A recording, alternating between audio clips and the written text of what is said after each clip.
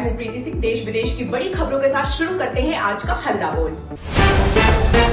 देश में paper leak पर सख्ती की दिशा में मोदी सरकार आज लोकसभा में public examination prevention of unfair means amendment bill 2026 पेश करेगी। शुक्रवार को इसके ड्राफ्ट को मंजूरी मिल चुकी है। यह संशोधन 2024 के कानून को और मजबूत बनाएगा, जिससे परीक्षा प्रक्रिया में पारदर्शिता बढ़ेगी और दोषियों के खिलाफ कड़ी कार्रवाई का रास्ता साफ होगा। सरकार का दावा है कि नई व्यवस्था से छात्रों का भरोसा मजबूत होगा और भविष्य में पेपर लीक जैसी घटनाओं पर प्रभावी रोक लगेगी।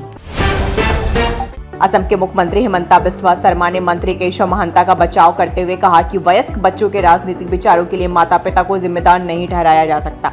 हाल ही में मंत्री की बेटी नीट पेपर लीक विरोध प्रदर्शन में शामिल हुई थी। इस पर प्रतिक्रिया देते हुए मुख्यमंत्री ने कहा कि केशव महंता इस समय बाढ़ राहत कार्यों में व्यस्त हैं और उन पर अनावश्यक मानसिक दबाव बनाना उचित नहीं है। उनका बयान राजनीतिक गलियारों में चर्चा का विषय बना हुआ है।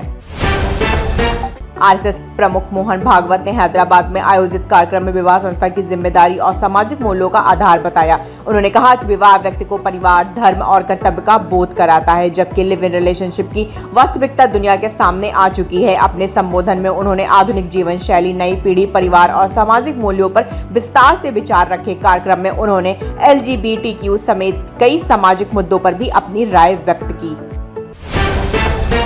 बिहार बंद के दौरान हुई हिंसा के बाद राज्य पुलिस ने बड़ा अभियान चलाया है। अब तक 350 से अधिक लोगों को गिरफ्तार किया जा चुका है, जिनमें सबसे ज्यादा गिरफ्तारियां पटना से हुई हैं। पुलिस ने सीसीटीवी और वीडियो फुटेज के आधार पर 1500 से ज्यादा संदिग्धों की पहचान शुरू कर दी है।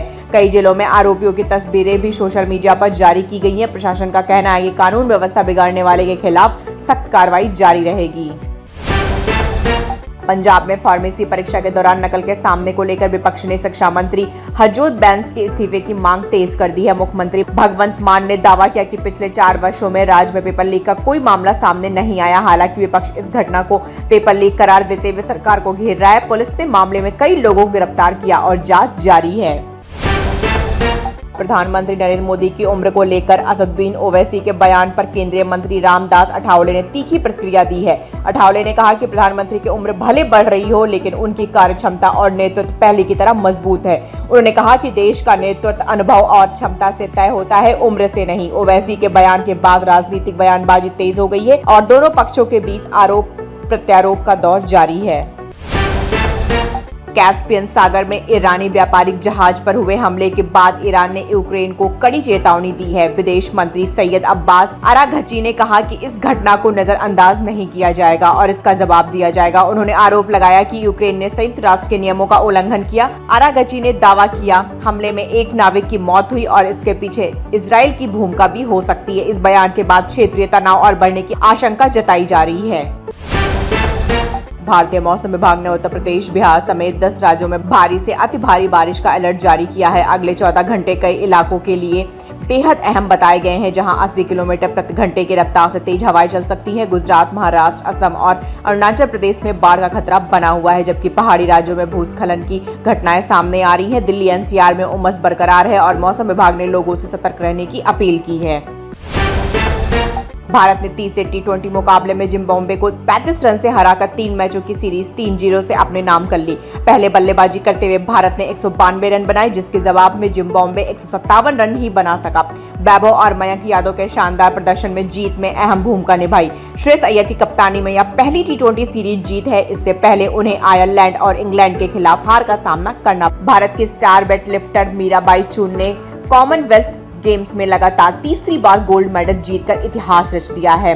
ग्लासगो में हुए मुकाबले में उन्होंने भारत का पहला स्वर्ण पदक दिलाया और कई रिकॉर्ड अपने नाम किए। मीराबाई पहले भी BBC Indian sportswoman of the year award जीत चुकी हैं। उनकी इस उपलब्धि ने भारतीय खेल जगत का गौरव बढ़ाया और देश भर से उन्हें बधाइयां मिल रही हैं।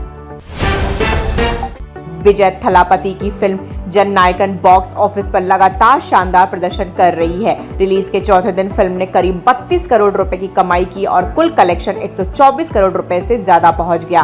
वहीं क्रिस्टोफर नोलन का द ओडिसी ने 10वें दिन 11.45 करोड़ रुपए कमाए। कुल कमाई लगभग 120 करोड़ रुपए के करीब पहुंच गई। दूसरी ओर धमाल 4 भी दर्शकों के बीच अपनी पकड़ बनाए हुए है। खबरों का सिलसिला यूं ही चलता रहेगा। फिलहाल के लिए दीजिए आप मुझे अभी इजाजत। धन्यवाद।